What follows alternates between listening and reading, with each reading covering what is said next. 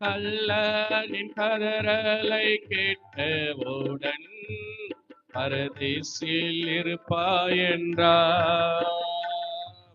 கள்ளன் ஜெபம் கேட்ட கல்வாரினாய் உன் ஜெபம் கேட்டிடுவார்.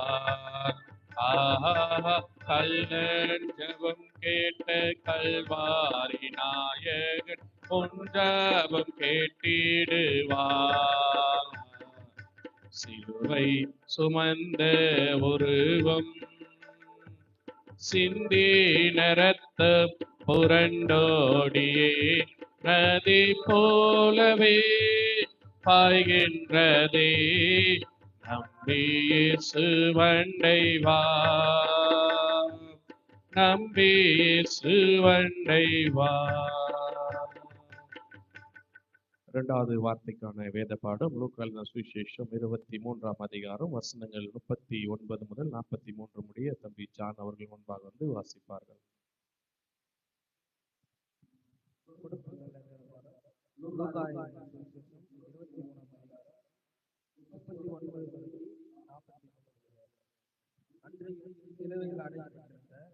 குற்றவாளிகள் ஒருவன், நீ கிறிஸ்துவானால் எங்களையும் ரட்சித்துக்கொள் என்று அவரை இழந்தார். மற்றவன் அவனை நோக்கி, நீ இந்த ஆக்கிரமிக்கப்பட்டவனாயிருந்தும் தேவனுக்கு பயப்படுகிறதில்லையா? நாமோ நியாயப்படி தண்டிக்கப்படுகிறோம். நாம் நடப்பித்த செயல்களுக்கு தக்க பலனை அடைகிறோம்.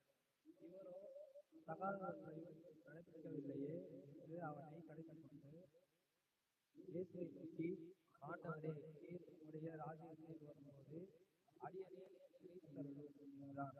இயேசு அவனை நோக்கி, இன்றைக்கு நீ என்னோட கூட பரதேசில் இருப்பாய் என்று மெய்யாகவே உனக்கு சொல்கிறேன் என்றார். கொடுக்கப்பட்ட வேதபடம்.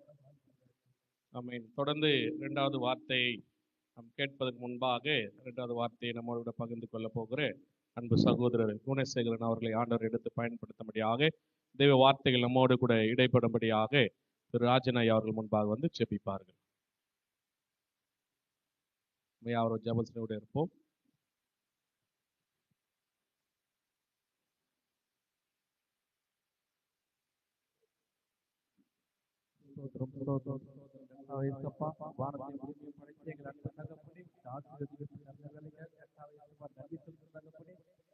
இந்த நாளில் முதல் வார்த்தை கேட்டு வைத்த கிருபைக்காக நன்றி செலுத்துகிறோம். இதை தகப்பனே இரண்டாவது வார்த்தைக்காக நாங்கள் காத்துக் கொண்டிருக்கிறோம். இந்த வார்த்தையை கர்த்தாவை நாங்கள் கேட்கும்படி செய்ய வேண்டும் தகப்பனே. வந்திருக்கிற ஒவ்வொரு ஆசீர்வதி தகப்பனே, வராமல் கர்த்தாவே இந்த நேரடி ஒளிபரப்பை பார்த்து கொண்டிருக்கிறவங்க ஆசீர்வதிக்க வேண்டும் தகப்பனே. நீர் கர்த்தாவே இன்னும் தகப்பனை கேட்க போற எல்லா வார்த்தையும் நீர் கர்த்தாவை துணையாக இருக்க வேண்டும் தகப்பனே. நீர் அவர்களோடு இருந்து தகப்பனே வார்த்தையை கூறுபடி நீ செய்ய வேண்டும் தகப்பனே. இந்த ஆராதனை உங்களை தந்த ஒவ்வொருவரும் காத்துக் கொள்ளுங்க அவனை தகப்பனே. எங்கள் ஜீவன் நல்ல பிதாவே. ஆமென், ஆமென். ஹல்லேலூயா, ஹல்லேலூயா. இந்த நாளிலும் கூட உங்களுக்கு மீதி உள்ள 6 பேருக்கும் ஒரு சின்ன ஒரு இன்ட்டு மட்டும் கொடுக்குறேன்.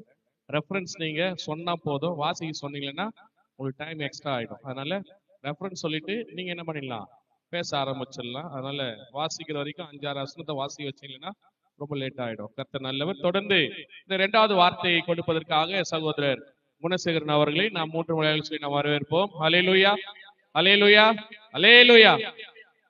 சொல்றதுக்கு முன்னாடி ஒரு மைக்க நின்றுங்க. கர்த்தர் நல்லவர். ஹல்லேலூயா.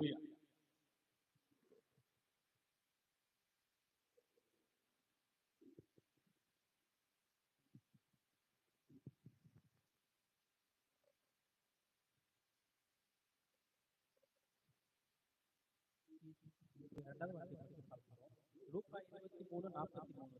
இயேசு அவனை நோக்கி, இன்றைக்கு நீ என்னுடன் கூட பரதேசில் இருப்பாய் என்று மெய்யாகவே உனக்கு சொல்லுகிறேன் என்றார். இயேசு இந்த வார்த்தையை எங்கிருந்து சொல்றாருன்னா, இப்ப இந்த 4 சுவிசேஷம் இருக்கு. 4 சுவிசேஷத்துல இந்த வார்த்தை வரல. லூக்காவை தவிர வேற யாருமே இந்த வார்த்தையை சொல்லல. லூக்கா லூக்கா லூக்கா தவிர மற்ற யாருமே சொல்லல. மத்திய சுவிசேஷத்துல அவர் என்ன சொல்றாருன்னா, அப்பொழுது அவருடைய வலது பக்கத்தில் ஒருவனும் இடது பக்கத்தில் ஒருவனுமாக 2 கள்ளர்கள் அவரோட கூட அறையப்பட்டார்கள் என்று சொல்றாரு. அதே மாதிரி மத்தேயும் மார்க்கு இவங்க 2 பேரும் என்ன சொல்றாங்கன்னா அவரோடு கூட சிலுவையில் அறையப்பட்ட கள்ளர்களும் இயேசுவை நிந்தித்தார்கள்.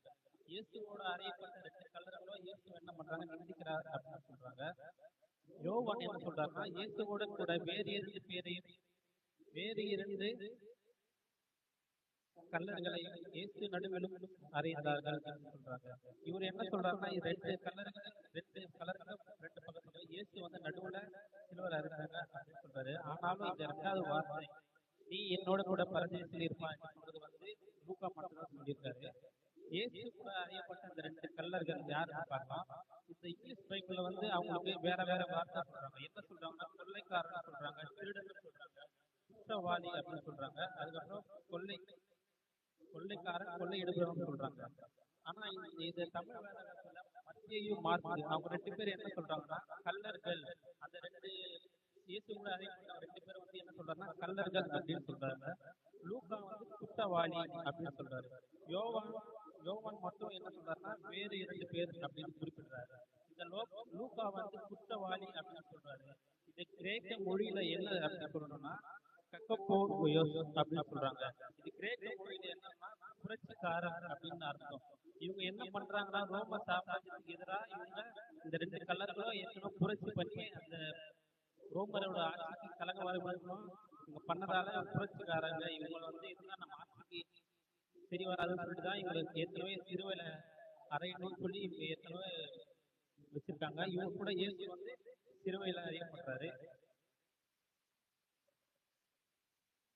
அப்போ இந்த இயேசு சிறுவையில் அடைந்து வருது ஏற்கனவே இயேசு சிறுவையில் அறையப்பட்டதா இருந்துச்சா அப்படின்னு பார்த்தா இல்ல. இயேசு பதில் அவங்க 2 பேர் என்ன சொல்றாங்க, கலகக்காரர்கள் அப்படின்னு சொல்றாங்க. அவங்க 2 பேர் கூட யார அறையப்படணும்னா, இந்த பரபாஸ் என்பவன் தான் இயேசு வந்து சிலுவையிலோட அறையப்பட வேண்டியதா இருந்தது. ஆனா பரபாசா இயேசு வாழ்ந்த மக்கள் கேட்கும்போது எல்லாரும் வந்து எங்களுக்கு பரபாசம் கொடுங்க, இயேசு சிலுவையில வரீங்க அப்படின்னு சொல்றாரு.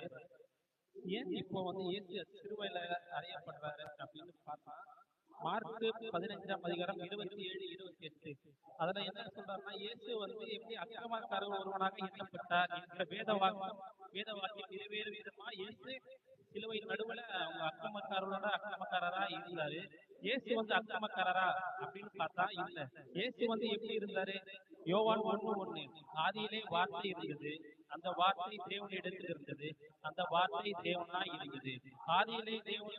இயேசு ஆதியிலே தேவனோடு இருந்தார், சகலமும் அவர் மூலமாய் உண்டாயிற்று, உண்டானதொன்றும் அவராலே அல்லாமல் உண்டாகவில்லை.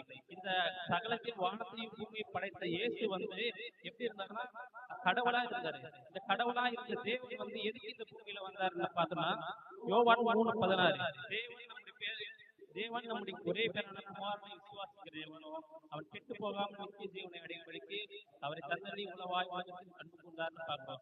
அது இயேசு ஏன் வந்தாருன்னா, நம்ம ஒவ்வொருவரும் கெட்டு பாவ வாழ்க்கையில போயிட்டு நரகத்துக்கு போக கூடாது, எல்லாரும் ரட்சிக்கப்படணும் அப்படின்ற ஒரே வார்த்தையில இயேசு வந்து நமக்காக அந்த கல்லரோடு கல்லரா ஒருவனா எண்ணப்பட்டு அக்கிரமக்கார இந்த வாக்கியம் நிறைவேறும் விதமா சிலுவையில மரிச்சாரு.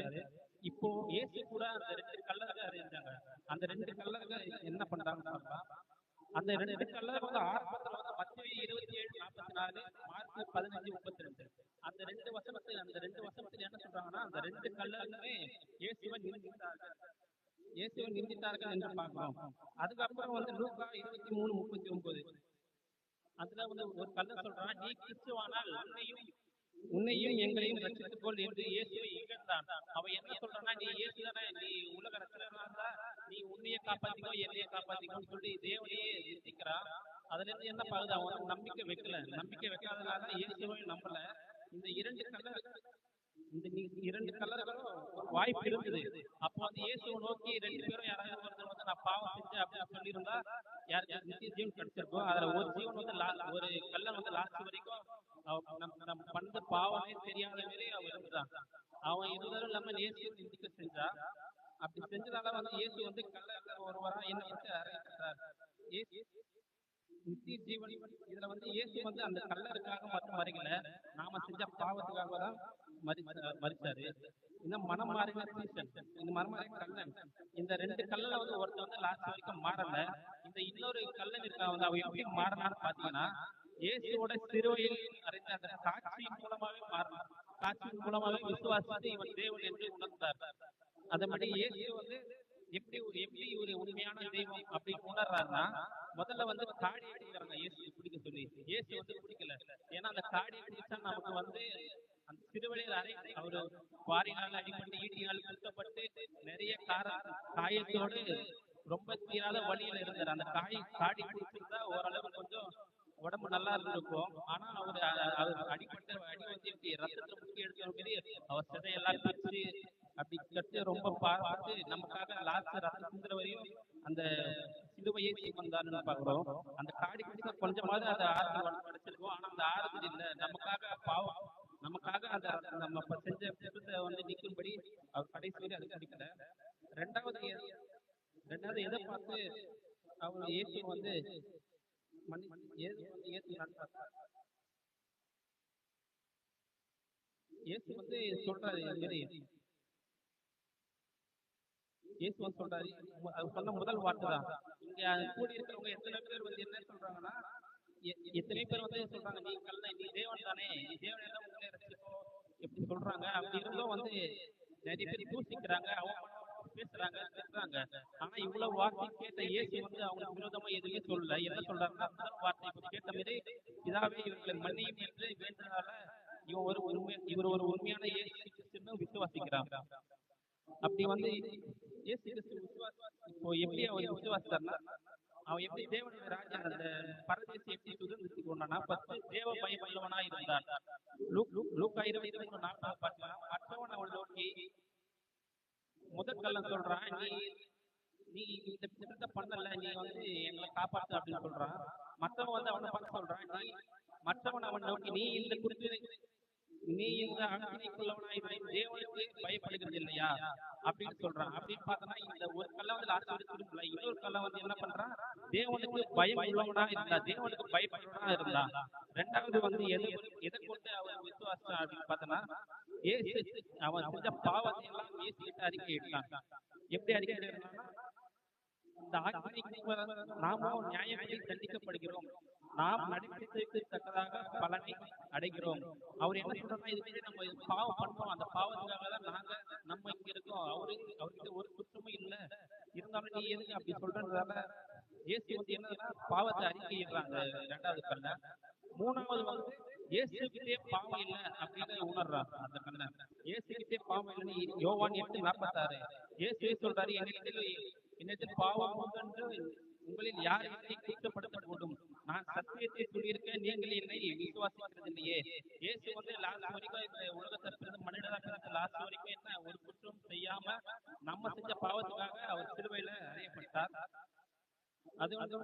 அதே விதமா இயேசு பாவம் இல்லாதவர்கள் ரோமர் 10:10 நீதியுண்டாக இருதயத்திலே விசுவாசிக்கப்படும், ரட்சிப்புக்கு வாயினால் அறிக்கை விடப்படும் அப்படின்னு சொல்றாங்க. நாலாவது இயேசுவே ஆண்டவர் அப்படின்னு அறிக்கையிடுறாங்க அந்த கல்டன். இயேசுவே ஆண்டவர் அப்படின்னு அறிக்கையிடுறதுக்கு அவங்களுக்கு எப்படி தெரிஞ்சது, இந்த பிரதான ஆசாரியர்கள், இந்த வேத பாரகர்கள், மூப்பர்கள் எல்லாருமே வந்து இயேசுவோட பேச்சு கேட்டாங்க, இயேசுவோட செய்கையை பார்த்தாங்க, அவர் நிறைய பேர் சுகமாக்குனாரு, அதையும் பார்த்தாங்க. அப்படியும் பார்த்து இயேசு வந்து இவர் உண்மையான கடவுள், நம்ம மிக்க வந்த ரட்சகர் அப்படின்னு ஏற்றுக்கல. ஏன் கூட இருந்து அந்த யூதாஸ் காரியத்தை கூட இயேசு வந்து ஆண்டவரே அப்படின்னு சொல்ல, லாஸ்ட் வரைக்கும் அவர் ரபின்னு சொல்றாரு, போதகரே, ஒரு நல்ல போதகரே சொல்றாரு. ஆனாலும் இந்த சிலுவையில் அறையப்பட்ட இந்த கள்ளன் என்ன பண்றான்னா, இயேசுவை ஆண்டவராய் அறிக்கையிடுறாங்க.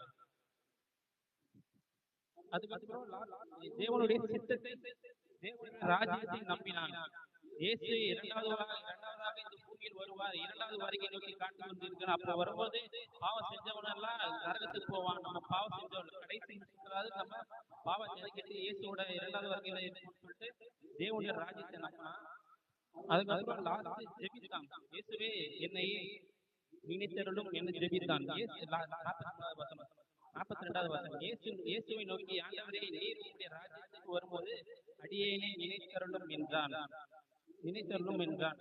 இயேசு வந்து அவகிட்ட லாஸ்ட் கூட இயேசு கிட்ட பிரேயர் பண்றாரு, இயேசுவே நீங்க வரும்போது என்ன நினைச்சுங்க அப்படின்னு சொல்றாரு.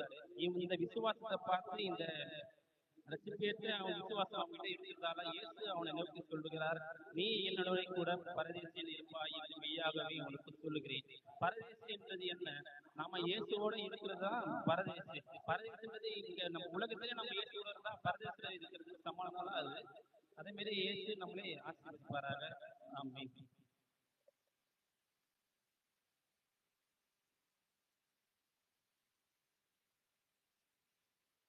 ஹalleluya.